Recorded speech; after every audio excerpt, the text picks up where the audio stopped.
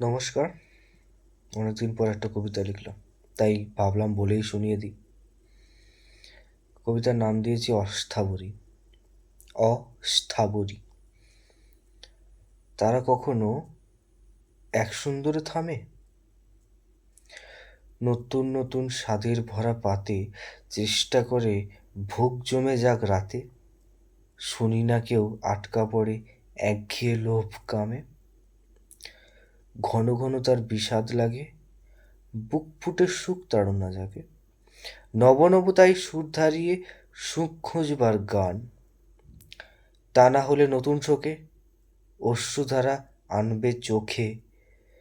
ক্ষণিকে তারই নীরবতা ভাঙে মননের দারোয়ান।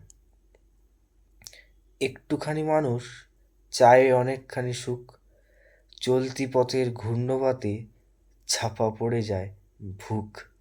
নমস্কার।